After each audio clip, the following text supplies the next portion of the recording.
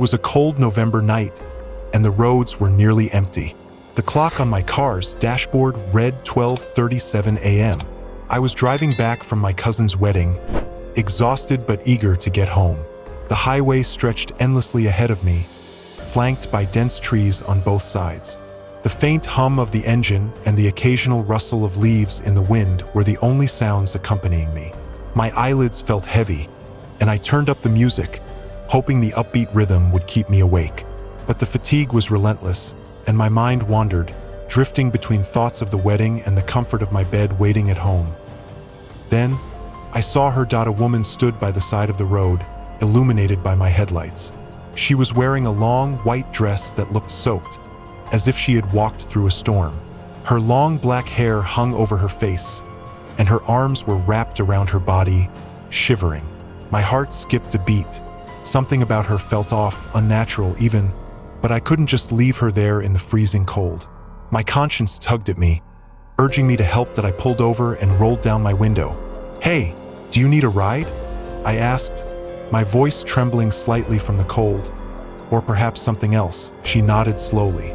Without saying a word, she opened the back door and got in. The car seemed to grow colder the moment she entered, and a strange, heavy silence settled over us. I glanced at her through the rearview mirror. She was looking straight ahead, her face pale and expressionless.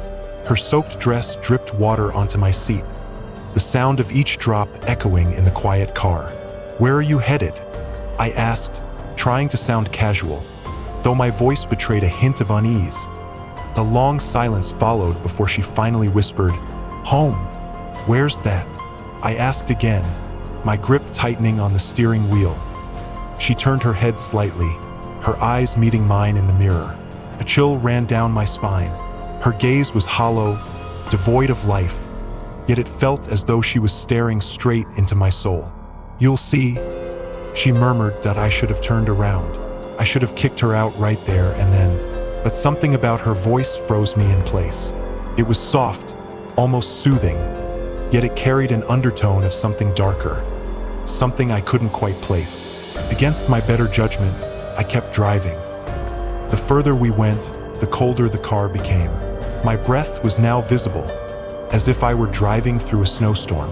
My hands trembled on the wheel, and my heart pounded in my chest. The music I had turned up earlier now felt distant, drowned out by the oppressive silence. I glanced at the rearview mirror again, and my stomach churned. Her reflection was flickering, glitching like a bad video. One second, she was there. The next, she wasn't. My mind raced, trying to make sense of what I was seeing. Was I hallucinating?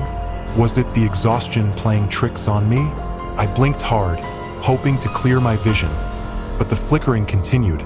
I turned onto a lonely, unlit road, the trees closing in around us. The darkness felt suffocating, and the headlights barely illuminated the path ahead. "Are you sure this is the right way?" I asked, my voice shaking. She didn't respond, and I looked back, and my heart nearly stopped. She was now sitting directly behind me. Her face was inches from mine, her cold breath brushing against my neck. I could feel her presence like a weight pressing down on me, suffocating me. My hands clenched the steering wheel so tightly that my knuckles turned white. I wanted to scream, to stop the car and run, but my body refused to move. It was as if an invisible force had taken control, trapping me in place. "Stop the car," she whispered, her voice barely audible yet piercing through the silence like a knife. I slammed on the brakes. The sudden stop sent my heart pounding in my chest, and I gasped for air. The car skidded to a halt, the tires screeching against the asphalt. My hands were shaking uncontrollably, and I could feel sweat dripping down my forehead despite the freezing cold. She leaned forward, her cold breath chilling my skin. "Do you know what happened here?" she whispered. I didn't want to answer. My throat felt dry, and my voice caught in my chest. I could only shake my head, my eyes wide with fear. "This is where I died." Her words sent a jolt of terror through me.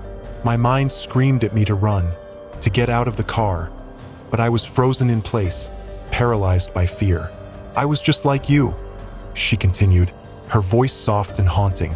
"Driving alone on a dark road, when a man stopped to pick me up. My hands clenched the steering wheel even tighter, my nails digging into the leather. I didn't want to hear this. I didn't want to know. But her voice held me captive, forcing me to listen. But he never took me home. She whispered. A sharp pain shot through my head, and suddenly, I saw it was as if I had been transported to the past. I saw her, the same woman, sitting in another car. But this time, she wasn't alone. A man was driving. He smiled at her, his expression friendly at first. Then, suddenly, he grabbed her throat.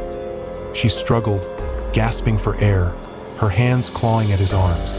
The car swerved violently, the tires screeching as they lost traction. The man let go of the wheel for a split second, and the vehicle plunged off the bridge. Water filled the car as it sank into the river below. She tried to escape, her hands pounding against the window, but it was no use. The man got out, but he left her behind. Her desperate screams echoed in my mind as the water rose higher and higher. Her hands pounded against the window. Until she stopped moving, I was yanked back to reality, gasping for breath. My chest heaved as I tried to steady myself, but the image of her lifeless body trapped in the car haunted me. My hands trembled as I gripped the steering wheel, my knuckles white. The woman's lifeless eyes met mine. "He left me to drown," she whispered, her voice filled with sorrow and anger. I turned to face her fully, but she was gone. The car door was wide open, but there was no sign of her. My heart raced as I stepped out, looking around. The night was eerily silent, the only sound the faint rustling of leaves in the wind. The air was still, and the cold bit at my skin. Then, I saw it. A decaying road sign covered in rust. It read, "Bridge closed, accident site," and below it, an old newspaper clipping nailed to the post. It was her picture. The headline read, "Woman dies in tragic car accident. Driver flees scene." She had been dead for 20 years. Shaking, I got back into my car and sped away. My hands gripped the wheel tightly, my mind racing with fear and disbelief. As I looked in the mirror one last time, my blood ran cold.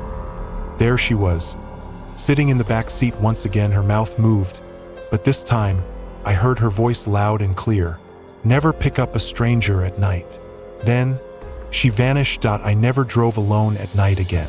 The memory of that night haunted me, a constant reminder of the dangers that lurked in the darkness. And every time I passed a lonely road, I could still feel her presence, her cold breath on my neck, and her haunting words echoing in my mind.